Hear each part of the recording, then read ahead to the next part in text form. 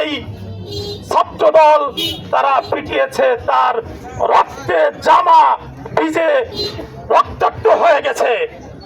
এটি মূলত জুলাই যোদ্ধাদের রক্ত মাখা চেহারা নয়, এটি লজ্জিত বাংলাদেশের চেহারা। এটি গণতন্ত্র ভুলণ্ঠিত গণতন্ত্রের লজ্জিত চেহারা। এটি বাংলাদেশের স্বাধীনতার সার্বভৌমত্বকে লুণ্ঠিত করার চেহারা। আপনারা লক্ষ্য করেছেন গতকালকে বাংলাদেশ জামায়াত ইসলামীর কেন্দ্রীয় নেতৃবৃন্দ, আমাদের হৃদয়ের টুকরা কলিজার টুকরা আল্লামা দেলোয়ার হোসেন সাঈদী সাহেব সহ গোলাম আজম, মীর কাসেম আলী মিন্টু, আমাদের কেন্দ্রীয় শহীদ কেন্দ্রীয় নেতৃবৃন্দুর বিকৃত ছবি, সেই ছবিতে ছাত্রদল জুতা পিটা করেছে।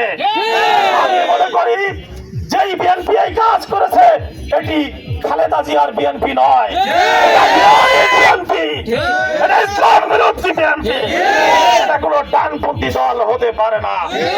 বাংলাদেশে যে যা কিছু সংগঠিত হচ্ছে এটা নতুন ফ্যাসিবাদের আবির্ভাব হচ্ছে।